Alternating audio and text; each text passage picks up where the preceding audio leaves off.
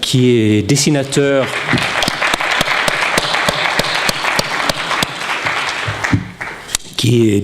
de bande dessinée depuis 30 ans, qui a commencé en tant qu'assistant dessinant les Schtroumpfs et en travaillant à Spirou. Au Danemark, il a été responsable de plusieurs séries, dont Andersen Junior, qui donc introduit les contes d'Andersen aux plus jeunes. Il a également fait un album sur la reine et, me dit-il, plus récemment sur Kim Larsen, c'est ça? Je vais expliquer tout ça. Ok, super. Voilà, je te donne la parole. Merci bien, merci.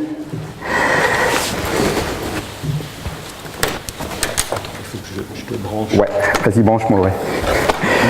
Non, mais bonjour, c'est un plaisir d'être parmi vous aujourd'hui. Je vais, je pense, essayer de parler avec un français clair pour que tout le monde puisse me comprendre. Donc, comme annoncé, je suis... Alors, mon nom Thierry, c'est un nom typiquement français, et je suis dessinateur de bande dessinée. Donc, je fais de la bande dessinée, des petits dessins dans des cases depuis maintenant 30 ans. Alors, la chose qui est formidable par rapport à ce métier, c'est que je me lève le matin, j'ai 2 mètres à faire et je suis à mon travail. J'ai ma petite planche à dessin à la maison et je dessine toute la journée. Et c'est formidable. De pouvoir vivre de sa passion, de son métier, c'est vraiment extraordinaire. Ça fait très longtemps que je n'étais pas venu dans une université. Malgré mon métier de dessinateur, j'ai une maîtrise en sciences physiques-chimie. Waouh! Et je me souviens, la dernière fois que je suis venu à l'université, on avait un prof qui ressemblait un petit peu à ça. Il avait un gros nez, comme les Français généralement. Il avait une petite moustache, ouais, une petite moustache, et plutôt une grosse moustache dans ce style-là. Il ressemblait un petit peu à ça. Il était assez mou comme personne. Il était tellement mou qu'on l'appelait fesse molle. C'était assez spécial. Bon. Donc voilà un petit peu le genre de personnage que j'ai eu pendant ma jeunesse. Alors ce que je vais faire, je vais vous parler du métier de bande dessinée. Je vais vous faire juste un petit historique très très rapide sur la bande dessinée. Et puis vous parler de différents travaux. On a ensemble 45 minutes. Je vais garder environ 10 petites minutes si vous avez des questions à la fin. Alors un petit historique très rapide. On parle souvent de la bande dessinée qui s'appelle la bande dessinée franco-belge. La bande dessinée franco-belge. C'est pas des Français qui mangent des frites, mais c'est un style de bande dessinée. Il y a beaucoup de styles de bande dessinée. Il y a la bande dessinée américaine, les super-héros. On connaît tous Batman, Spider-Man et tous les man. Il y a le manga, la bande dessinée japonaise, qui a commencé à faire fureur dans les années 70 et qui a continué jusqu'à nos jours. Il y a une bande dessinée qui s'appelle la bande dessinée plutôt underground, c'est une bande dessinée un peu plus trash. Et donc il y a la bande dessinée franco-belge qui est connue par ces personnages qui sont un peu plus ronds avec des gros nez. On appelle aussi la bande dessinée à gros nez. Alors, où est-ce que cette bande dessinée, pourquoi il y a eu cette bande dessinée franco-belge? Alors, ce qu'il faut vous dire, c'est que dans les années 30 du siècle dernier, il y avait uniquement de la bande dessinée américaine en Europe. On avait évidemment des personnages, alors je ne sais pas si vous connaissez un petit peu ce genre de choses, mais on avait des personnages comme par exemple Flash Gordon, en danois c'est Jens Lune. Il y avait évidemment des journaux comme le journal de Mickey, donc qui était très populaire aux États-Unis et qui est venu en Europe. Et les Belges, parce que tout a débuté en Belgique, les Belges se sont dit, au lieu d'acheter des produits américains et puis de les faire lire aux petits-enfants belges, pourquoi est-ce que nous n'aurions pas notre propre production? Alors, il y avait à l'époque, évidemment, un dessinateur qui débutait. En 1929, il a commencé à faire ses premiers dessins. Et ce personnage s'appelait Hergé et il a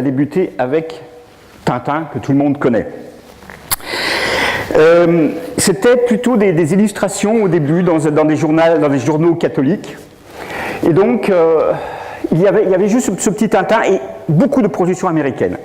Il y a eu donc un éditeur intelligent à l'époque qui a dit on a quelques dessinateurs chez nous, on va produire donc des personnages de chez nous pour justement éduquer les enfants, les petits-enfants belges. Donc il y a eu au début une personne qui s'appelait Charles Dupuis et qui a commencé à faire un journal et aussi un personnage qui a donné le nom du journal, qui s'appelait Spirou. Donc ce personnage de Spirou a été justement là au début pour lutter, pour contrer toutes ces publications américaines. Donc on a eu Spirou, puis sont venus se greffer à Spirou d'autres personnages, comme le cow-boy Lucky Luke par exemple. Il y a eu aussi des personnages comme les Schtroumpfs qui sont venus un peu plus tard, d'autres personnages comme Jerry Spring. Tout ça, ce sont des personnages qui, encore une fois, pour lutter contre les productions américaines, où il y avait beaucoup de cow-boys à l'époque, donc ils ont créé leur propre cow-boy, qui avait surtout le plus important pour eux, c'était des valeurs. Il fallait que ça soit des valeurs qui soient des valeurs qui soient bonnes pour les enfants. Il fallait montrer aux enfants qu'on peut être brave, gentil, qu'on avait que le vilain perdait tout le temps. Donc il y avait toutes ces valeurs-là qui étaient indiquées par des personnages forts et braves. Et surtout donc ce personnage emblématique de Spirou. Donc dans les années 30, 40, s'est développé tous ces personnages. Il y a eu évidemment les événements de la Seconde Guerre mondiale qui ont fait que la bande dessinée a été freinée. Mais après la Deuxième Guerre mondiale, donc dans les années 50, il y a eu une explosion de la bande dessinée en Belgique et aussi un petit peu en France, parce que les Belges, c'est quand même un tout petit pays. Donc pour vendre les produits, ils ont aussi été tapés à la porte des éditeurs français qui au début leur ont mis un veto en disant non, nous on ne souhaite pas produire de la bande dessinée belge. Mais petit à petit, les Français s'y ont mis aussi et ont commencé à produire les productions belges. Donc ça a donné des personnages que vous connaissez certainement comme celui-ci, Gaston Lagaffe. D'ailleurs, ils sont en train d'en faire un film pour l'année prochaine avec des personnages réels. Des personnages aussi comme Black et Mortimer, très très populaires en France. Pratiquement 300, 400 000 albums sont vendus par an de Black et Mortimer, c'est immense. Donc Lucky Luke évidemment, et fin des années 50, début des années 60, est apparu également ce personnage.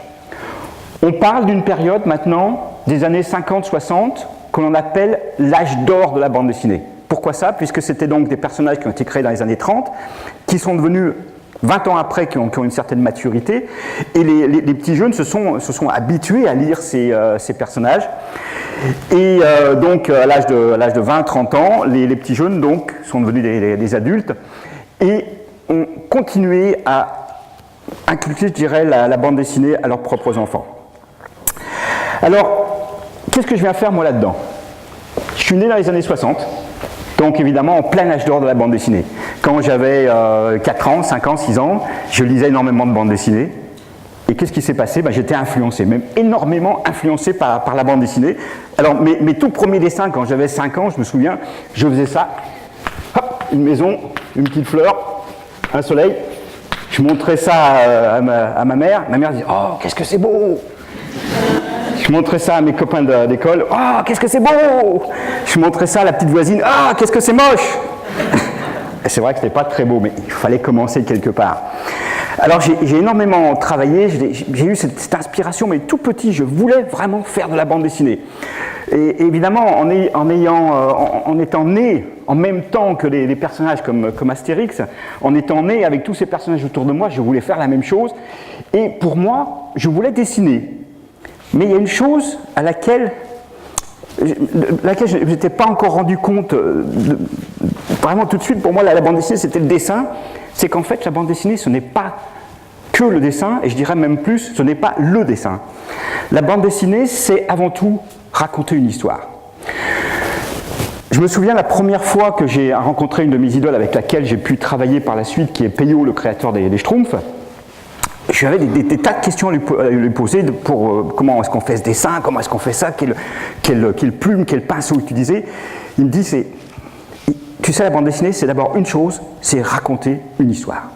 Et dans tous les médias, vous allez avoir aujourd'hui des interventions sur le cinéma, vous aurez des interventions sur beaucoup de points de culture, mais vous verrez qu'on a une chose en commun, c'est raconter une histoire. Vous voyez par exemple, si vous allez dans un musée, vous allez dans un petit musée danois, vous voyez un tableau, vous allez rester peut-être 5 minutes devant ce tableau. Vous allez le regarder, vous allez voir, c'est intéressant. Mais pourquoi vous restez aussi longtemps devant un tableau? C'est pas parce qu'il y a des belles couleurs, c'est pas parce qu'il y a un beau design, c'est parce que ce tableau vous raconte une histoire. C'est très simple. Vous plongez dans ce tableau et vous voyez évidemment, il y a les couleurs, il y a les formes, il y a les volumes, mais il y a aussi également cette histoire qui vous est racontée. Alors, donc j'ai évolué, j'ai pris ce qu'on appelle de la bouteille, j'ai énormément dessiné. Et j'ai dessiné toute ma jeunesse, tout en ayant mes parents derrière qui me disaient qu'il faut quand même un vrai métier. Pour moi, un vrai métier, c'était dessinateur, mais mes parents disaient non, il faut que tu fasses autre chose. Donc c'est pour ça que j'ai pris des cours de physique, chimie, mathématiques. Et je devais être normalement prof de maths, les pauvres étudiants. Donc, à partir du moment où j'ai commencé un petit peu à dessiner, je faisais les salons de bande dessinée. On a en France des tonnes de salons de bande dessinée. Chaque semaine, il y a un salon quelque part. Un petit village, ou alors ça peut être une grande ville comme Angoulême, qui organise un salon de bande dessinée. Et donc j'allais avec mes dessins et je présentais mes dessins à ces salons. Et un jour, au festival de Grenoble, je vois un bonhomme qui arrive vers moi, qui me dit « Écoute, on aime beaucoup ce que tu fais, c'est sympa, on a besoin d'assistants, est-ce que tu veux venir ?» Je dis « Oui, qu'est-ce que je peux faire pour vous ?» Ben, c'est simple, si tu veux, tu peux venir faire assistant sur les Schtroumpfs. Et donc j'avais un choix à faire, soit professeur de mathématiques, soit dessiner des Schtroumpfs. Je crois que j'ai dû hésiter 2 secondes. Donc je me suis retrouvé des années à faire du Schtroumpf. Donc c'était faire des formes comme ça. Hop, on avait le petit personnage, vous voyez, hop, avec le chapeau, comme ça. Donc c'était à longueur de journée, je faisais des formes, des Schtroumpfs, les petits lutins bleus. C'était donc mon métier pendant plusieurs années. Et puis, comme les Schtroumpfs étaient publiés dans le journal de Spirou, donc petit à petit j'ai rencontré d'autres personnes, comme le génial Franquin par exemple, qui faisait Gaston Lagaffe, et qui m'a dit, écoute, peut-être si tu fais quelques illustrations pour le journal de Spirou, ça serait sympa. Et puis petit à petit, donc voilà, j'ai commencé mon métier de dessinateur. Il y a 20 ans de ça, je suis venu au Danemark. Alors pourquoi? Parce que je voyage, je suis curieux, j'aime bien voyager, j'ai un métier qui me permet de me mettre où je veux, il me suffit d'un petit bout de table et je peux dessiner. Donc un jour je me suis dit je vais venir au Danemark, j'ai entendu dire qu'il y avait des belles filles, donc je vais venir voir ça.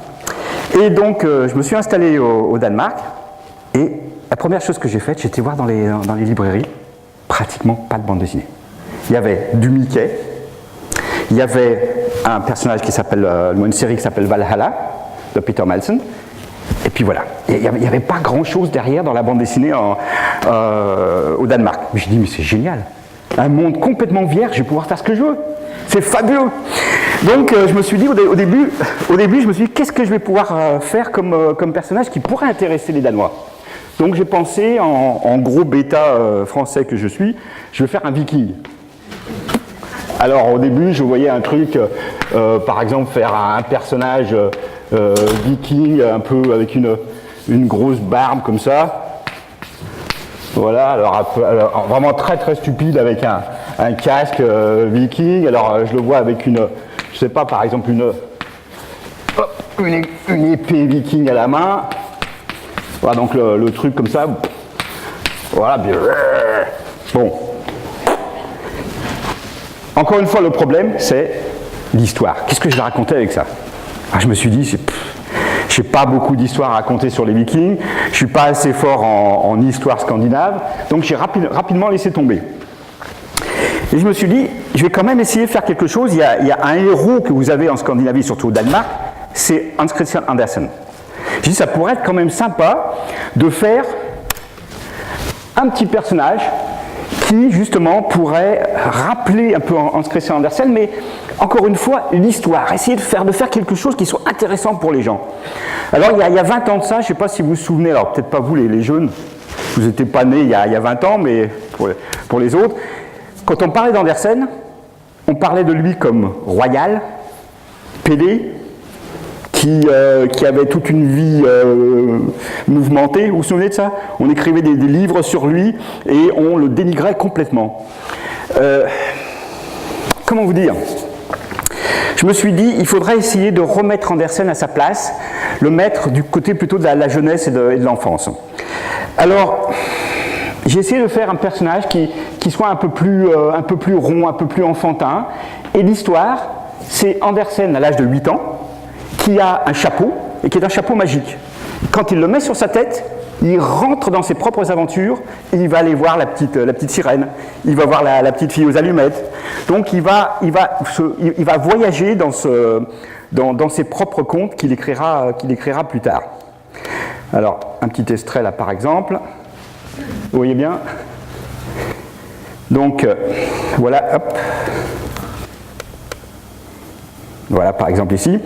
Donc là, c'est Andersen qui va voyager entre la Fionie et Sjælland.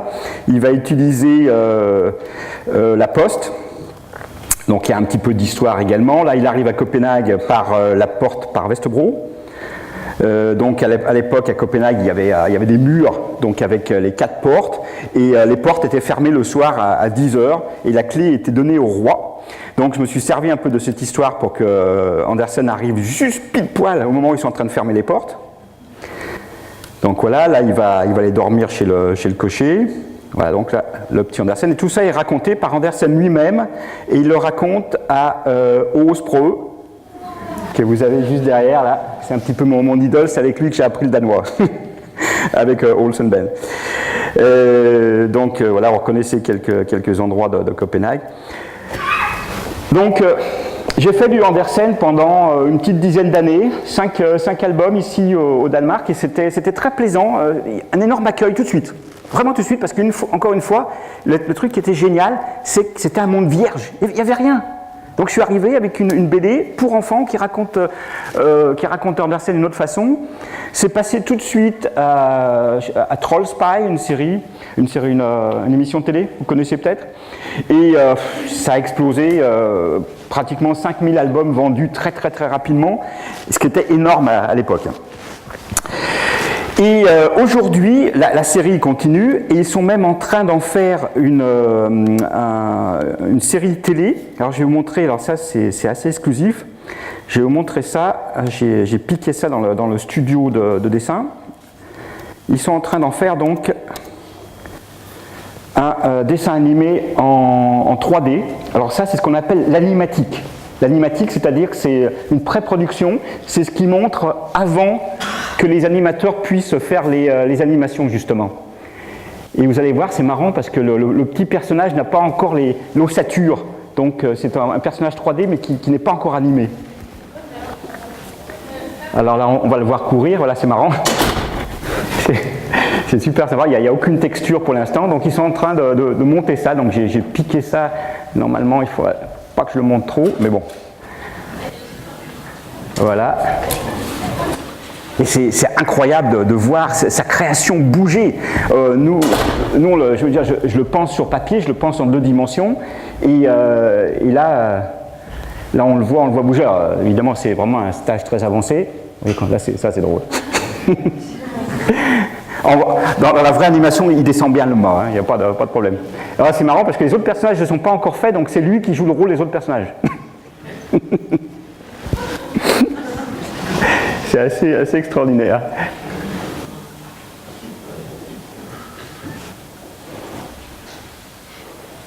Ah là, il y a la petite sirène sans les yeux encore. Alors j'ai appris qu'il gardait les yeux pour la fin, pour pouvoir donner vraiment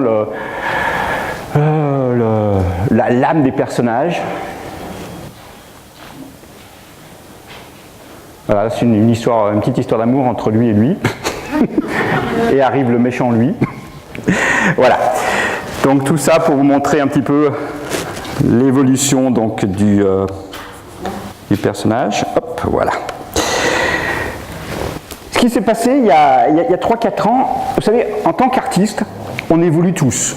Quelque part, on a une certaine évolution et on devient un peu plus adulte. Il y a certains de mes collègues qui vont vers la peinture, la sculpture. Moi, je voulais faire quelque chose un peu moins enfantin, c'est-à-dire mon style rond. J'ai travaillé ce style rond pendant plus de 20 ans et je me suis dit, j'aimerais faire autre chose. Quelque chose de plus, ce qu'on appellerait semi-réaliste, c'est-à-dire quelque chose qui soit moins rondouillard, moins enfantin. Et donc, il y a une paire d'années, j'avais pensé faire une série sur la reine du Danemark. Alors ça, c'est assez extraordinaire aussi.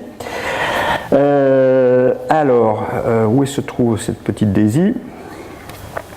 Donc, je me suis dit, je vais essayer de faire une série qui... Alors, là voilà, elle est là. Donc, une série sur la reine du Danemark. Et je me suis associé avec à la fois un écrivain, un journaliste et quelqu'un qui connaît énormément de choses sur la royauté. Et il m'a fait un scénario qui raconte l'histoire de la reine du Danemark de sa naissance jusqu'en 1972.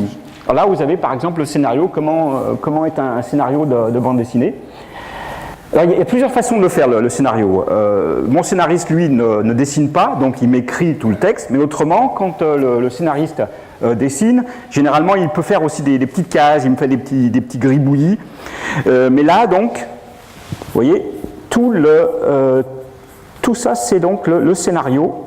Alors, généralement, pour un scénario de 44 pages, il faut compter environ une quarantaine de feuilles manuscrites.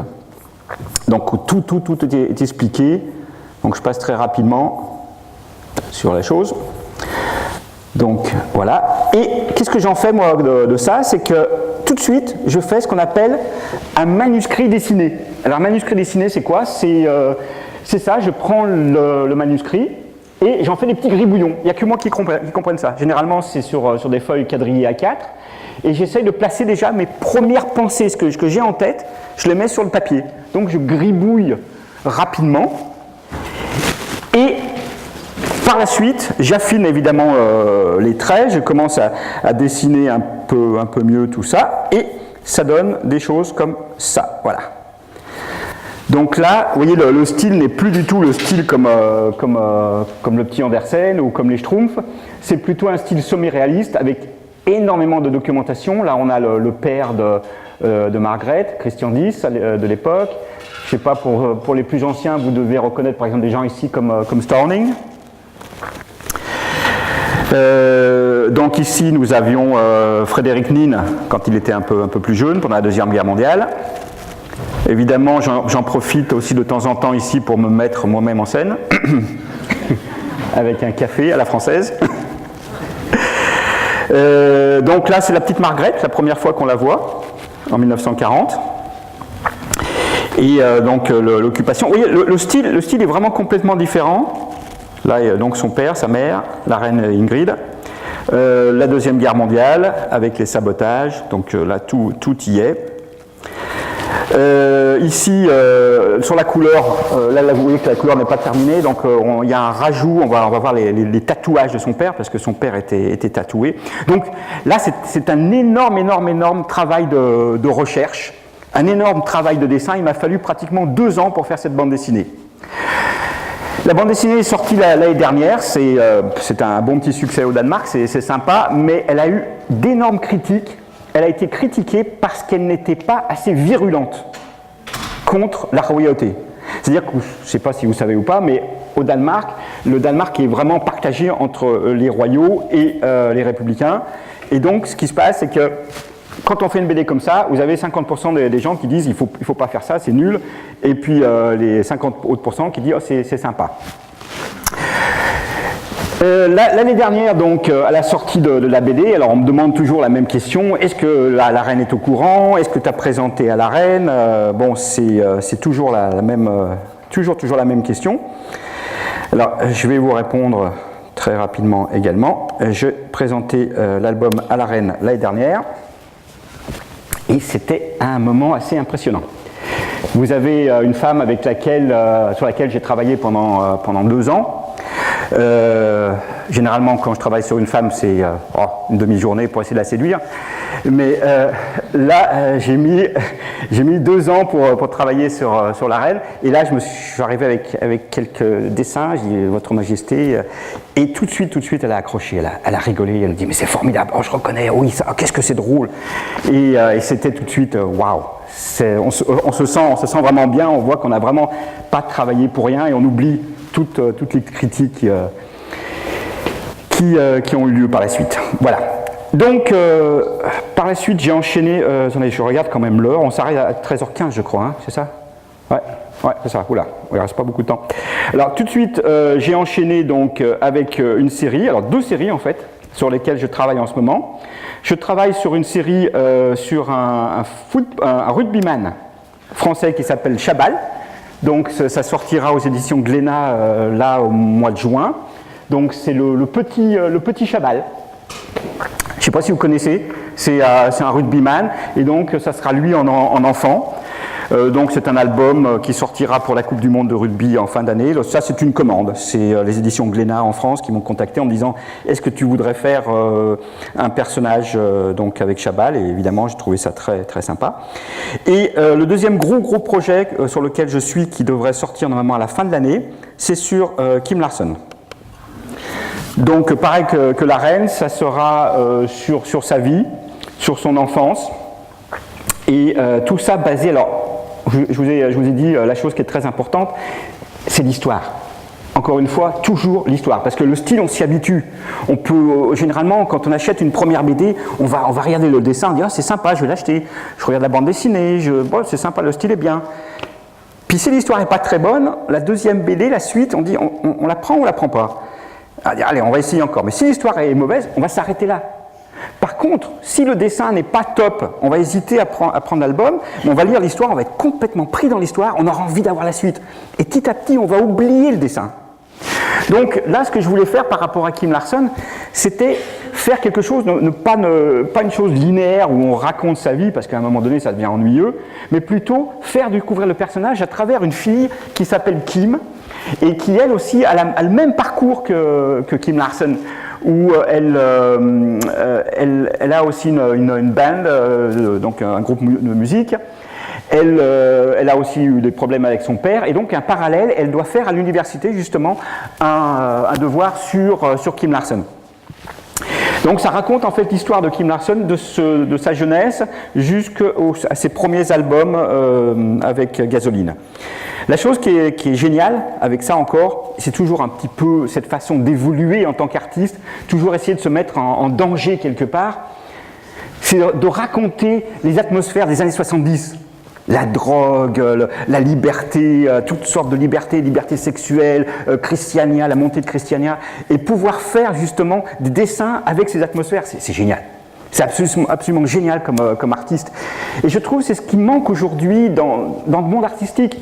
Je crois que les artistes ne sont pas assez expressifs, ne poussent pas assez les choses assez loin. On est trop dans la simplicité et surtout dans le commercial. On voudrait essayer de vendre évidemment, mais on s'oublie quelque part en tant qu'artiste. Moi, chaque jour, mais je me marre que je dessine des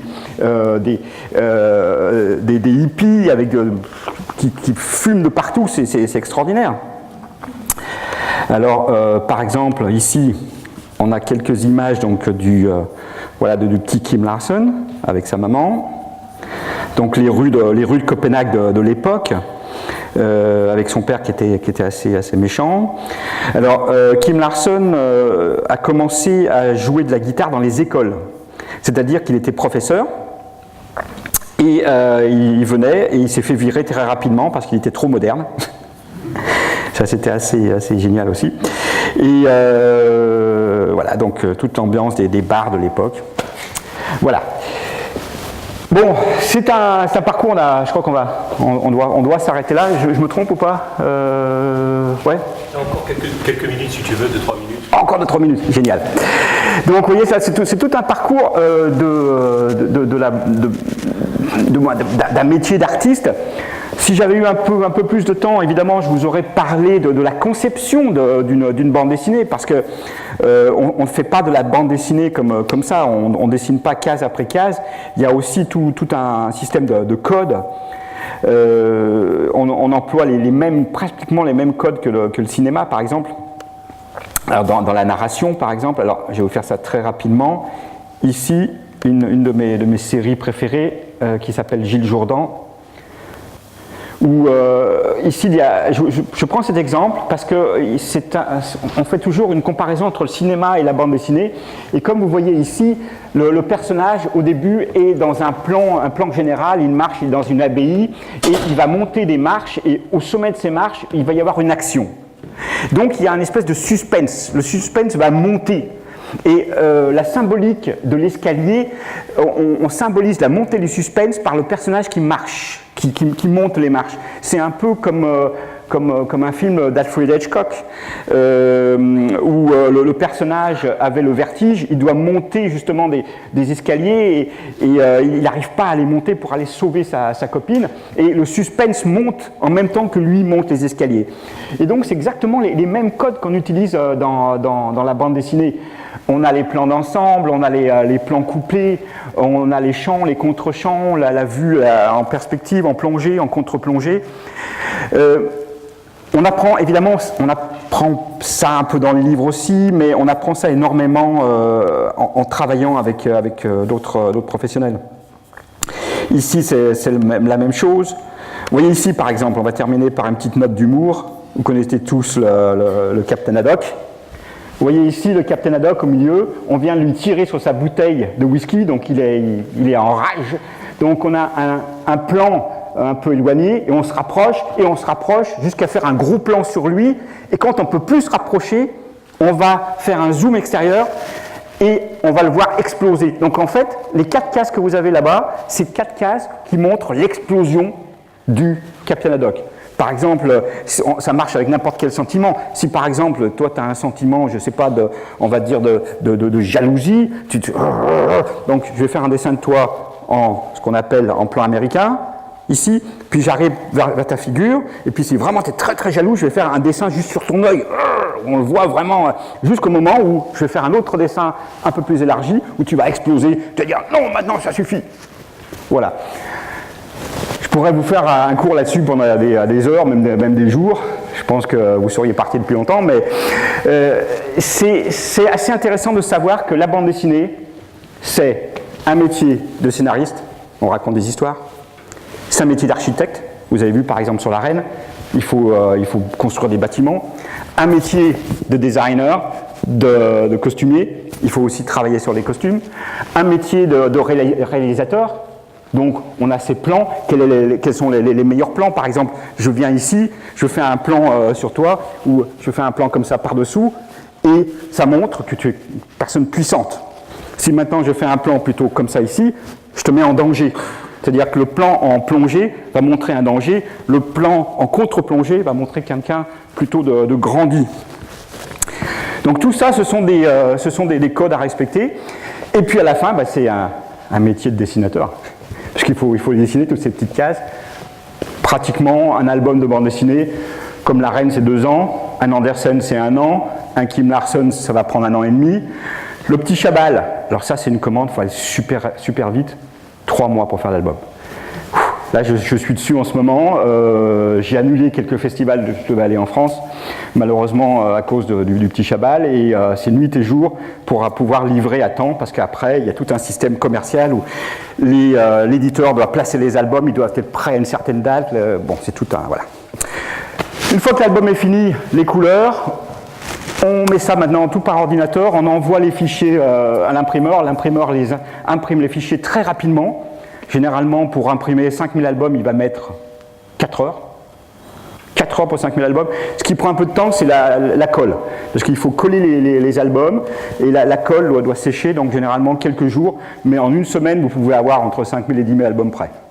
Ça va très très très vite maintenant. Et après, il y a évidemment la distribution. Voilà. Bon, on va arrêter là, malheureusement, mais est-ce que vous avez des questions en français, s'il vous plaît, sur ce joli métier? Oui. Vous n'avez jamais eu envie de faire des caricatures? Ah, comment je m'y attendais à ça. Je me suis dit, quand c'est qu'ils vont me poser des questions sur les caricatures? J'ai commencé par les caricatures. Et c'est marrant parce que en tant qu'étudiant, quand j'avais 17-18 ans, je descendais dans le sud de la France, sur les ports, et je faisais des caricatures pour payer mes voyages. C'est-à-dire que je partais en vacances, donc le soir, je me mettais sur un port, j'avais mon petit chevalet, je dessinais pendant quelques heures, je prenais à l'époque 20 francs, 30 francs, il y avait beaucoup de touristes, je leur faisais les caricatures, il y en a qui étaient très fâchés, d'autres qui étaient contents, mais ils payaient tous, et moi ça me payait les vacances. Quand tu parles de caricatures, je pense que c'est plutôt des caricatures qui peut-être qui racontent la politique d'aujourd'hui, ou ce qui se passe dans le monde. J'ai fait quelques dessins, mais c'est pas mon truc. Mon truc, c'est vraiment la narration, raconter une histoire à travers la bande dessinée. D'autres questions? Oui. Plutôt une question technique. Vous dessinez sur le papier ou vous dessinez sur le papier ou directement sur l'ordinateur? Alors, je dessine sur le papier, c'est-à-dire que mes dessins sont faits sur des grandes feuilles A3, faits avec vraiment la vieille tradition donc papier. Mais par contre, maintenant, la couleur, je la passe sur ordinateur. Donc j'ai un programme qui s'appelle Photoshop et je scanne mes dessins, je les réduis et donc toute la colorisation se fait sur ordinateur et même maintenant j'ai beaucoup de chance, il y a même des gens qui font des couleurs pour moi.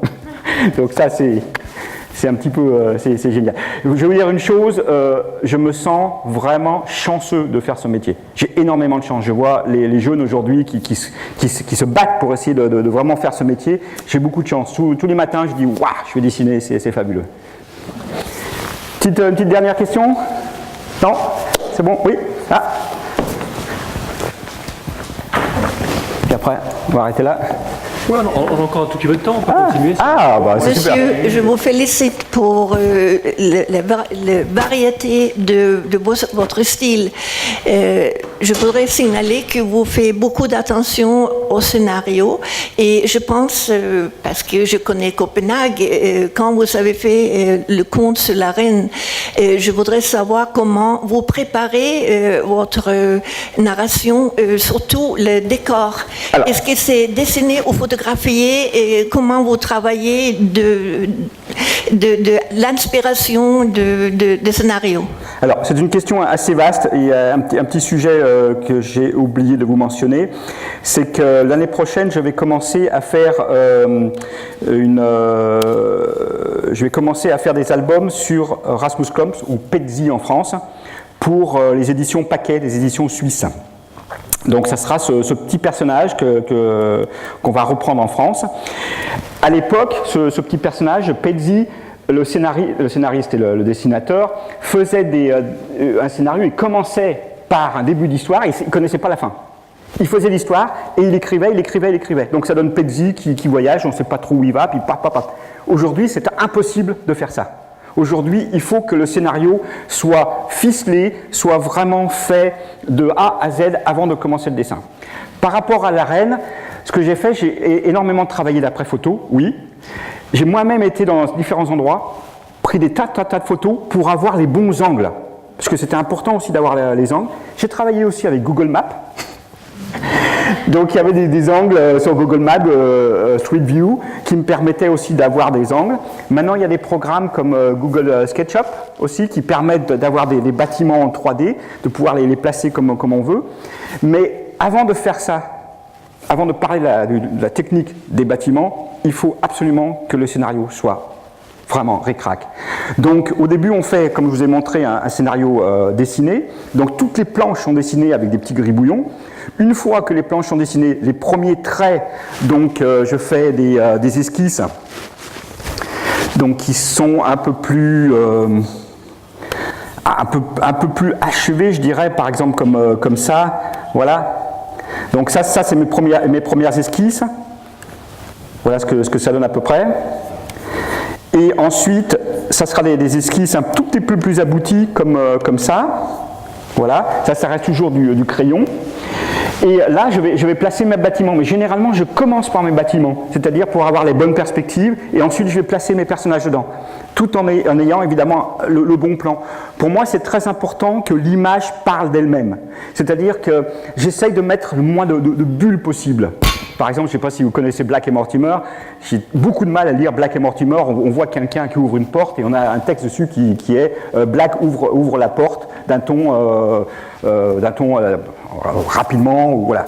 Et ça je trouve que, comme je disais tout à l'heure, les plans sont importants. On veut avoir un personnage qui soit méchant, on passe par-dessous, un personnage en danger par-dessus, etc. Voilà, il faut que l'image parle d'elle-même.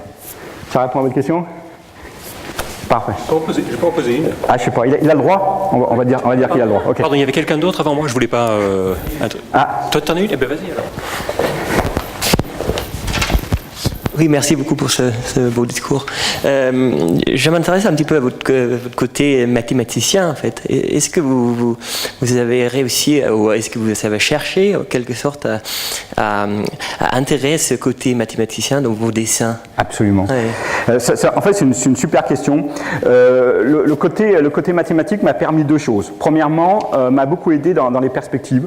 C'est-à-dire vraiment pour donner le côté logique à mes dessins, et puis surtout m'a permis de passer le pas de la technologie.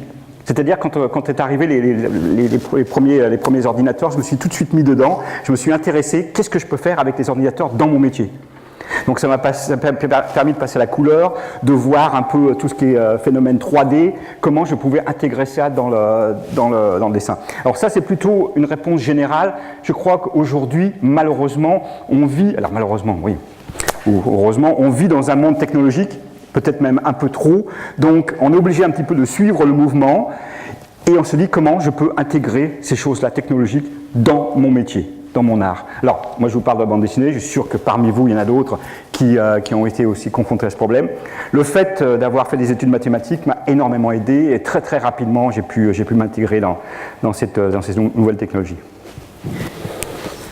Voilà, peut-être je vais poser une dernière question qui est est-ce que pour toi, ton métier a une fonction sociale aussi bien que divertissante, et si oui, quelle serait-elle ?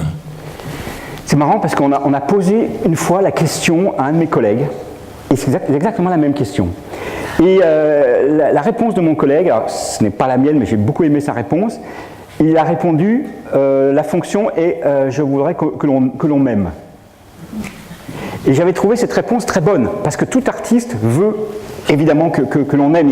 Il y a un problème dû à son enfance, on voudrait que papa ou maman nous aiment, et à travers le dessin, on aimerait que les lecteurs aussi nous aiment. Je ne vois pas la chose de la même façon. Je fais ce métier parce que j'ai envie de divertir. Pour moi, vous savez, le plus beau cadeau, c'est pas la paye que les albums se vendent. Non, le plus beau cadeau, j'ai découvert une fois sur un salon de bande dessinée à Saint-Malo, en Bretagne, où je vois deux petits enfants qui, vous savez, il y avait la table, moi je dessinais, puis les enfants, ils arrivaient à peine à poser le nez sur la table. On voyait deux petites couettes comme ça, puis le nez, et puis ils me regardaient. Et puis la maman, papa arrive, et puis achète l'album, je dédicace, bon, et puis je vois les enfants qui partent. Et donc moi je fais mes dédicaces, et puis au bout d'une heure de dédicace, un petit peu marre, je me promenais un peu je me promène et je vois les deux enfants assis dans un coin avec les livres à la main et qui étaient carrément plongés dans les bouquins. Et quand je regarde ça, je dis waouh. Je dis ça, voilà pourquoi je fais ce métier. Parce que pour voir deux petits enfants heureux plongés dans mes histoires. Voilà, c'est un très beau moment pour s'arrêter là. Merci beaucoup Thierry. Je vous en prie, merci bien.